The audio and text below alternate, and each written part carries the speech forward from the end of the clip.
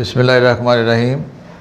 बेटा ये lecture Sweet Ways Public School की तरफ से दिए जा रहे हैं। आज हमारा टॉपिक है ऑर्गेनिक केमिस्ट्री का petroleum, natural gas, plants synthesis in laboratory uses of organic compounds. तो बेटा लेसन शुरू करने से पहले आप चैनल को सब्सक्राइब करें, बेल आइकन को दबाएं और ऑल ऑप्शन के बटन को प्रेस करें। आज का जो लेसन है उसका तल्लुक़ ज़्यादा रीडिंग से है, लिहाजा आप अपनी अपनी बुक्स जो हैं वो सामने रख लें। पेज नंबर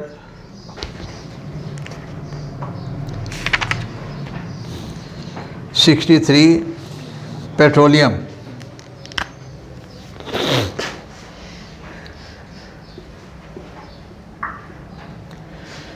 बेटे पेट्रोलियम के बारे में कुछ बातें जो है ना वो हमारे जहन में गलत बैठ चुकी हुई हैं।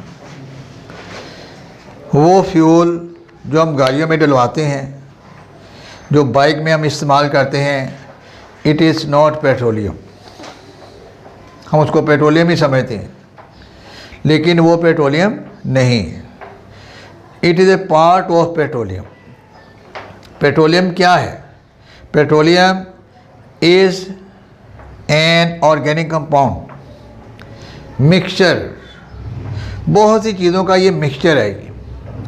और वो फ्यूल, वो पेट्रोल जो हम बाइक में यूज़ करते हैं वो इसका एक हिस्सा है, हम उसको पेट्रोलियम कह देते हैं। इसकी डिटेल हम जाके आखिरी चैप्टर में देखेंगे। अभी आप इसकी डेफिनेशन देखें। Petroleum is a dark brownish और greenish black coloured viscous liquid. Viscous कहते हैं शहद की तरह, गाढ़ा, थिक।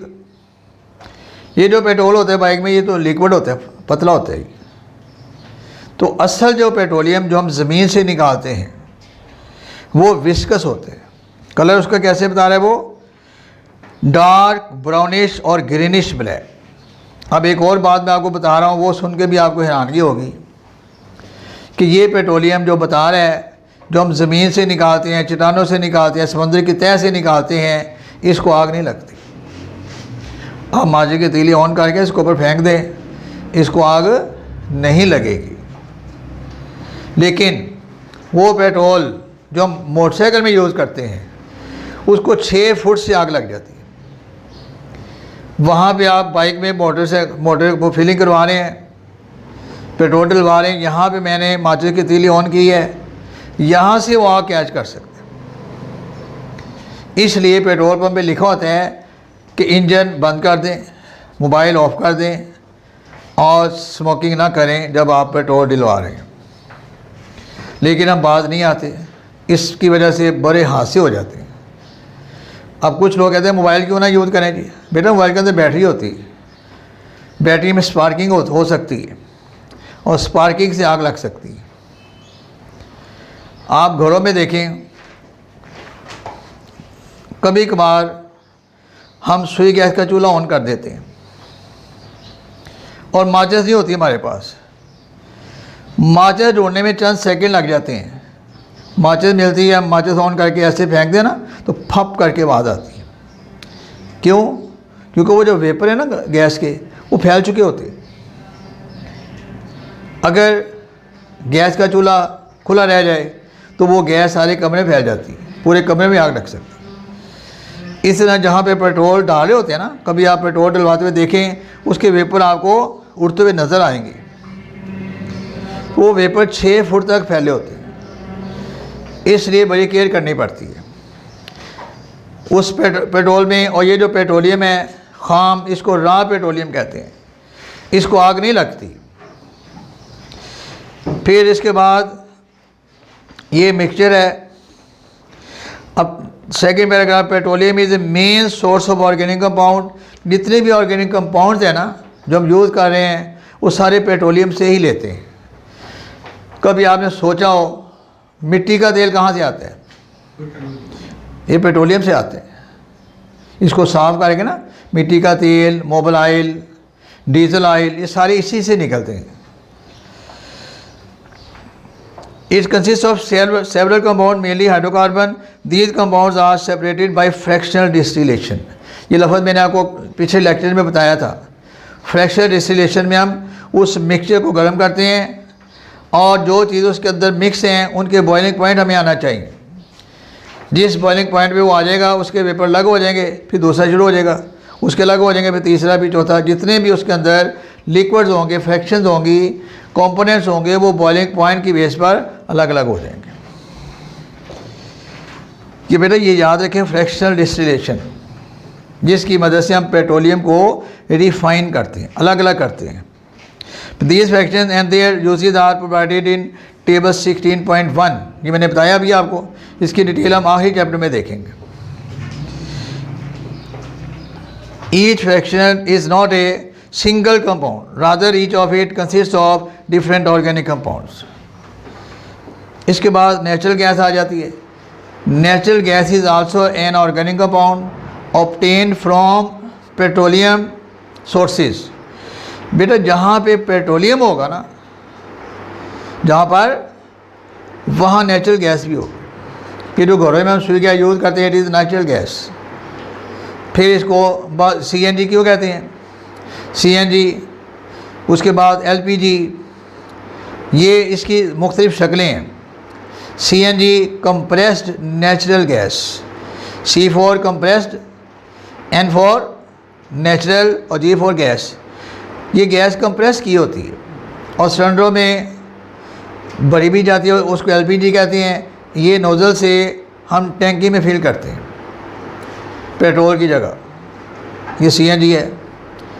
फिर LPG लिक्विड प्रेस्ड गैस, वो सिंथेटिक है, वो नेचुरल नहीं है, उसको हम खुद बनाते हैं। उसको फिर सिलेंडरों में भर के घरों में भी यूज़ करते हैं, रक्शे गाड़ियाँ वगैरह भी चलती हैं उससे। वो LPG है और ये CNG है। और जो घरों में हम यूज़ करते हैं वो सुई गैस है, natural gas. It is a mixture of low molecular mass hydrocarbon. The main components about 85% is methane. ये जो घरों में हम सुई गैस यूज़ करें, इसका मेजर पार्ट मीथेन है, CH4। Along with other gases ethane, propane and butane. Its origin is similar to that of coal and petroleum. Origin mean के कहाँ से आती है? ये वहाँ से आती है जहाँ से हम कोल हासिल करते हैं, जहाँ से हम पेट्रोलियम लेते हैं।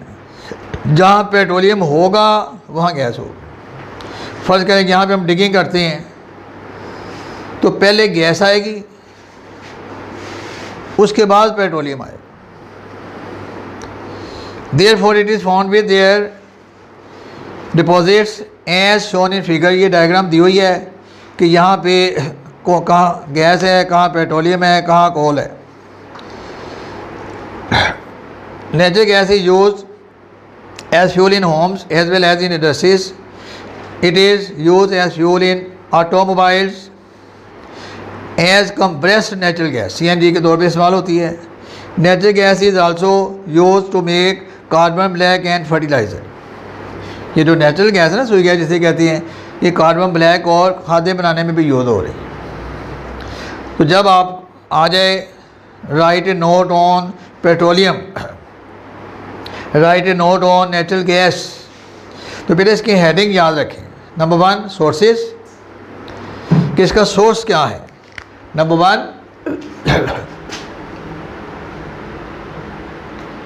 सोर्सेज कहाँ से आती है ये। इसके बाद यूजेस, इस तरह इसके सोर्सेज और यूजेस। तो इस तरह आपने हेडिंग बना के याद करना है। पेपर में जो चीज़ पूछी जाएगी वो लिखनी है। पेपर में आता है write a note on natural gas, तो फिर सारी चीज़ें लिखेंगे। पेपर में आता है what is the source of natural gas, तो सिर्फ सोर्स लिखेंगे। पेपर में आता है write the uses of natural gas, फिर यूजेज लिखेंगे। फिर बाद बार नेचुरल गैस का लफ्ज़ सुनते हैं, देखते हैं और सारा लिखना शुरू हो जाता है। नुकसान क्या होता है कि वो लिख लेते हैं, बाकी सवाल रह जाते हैं।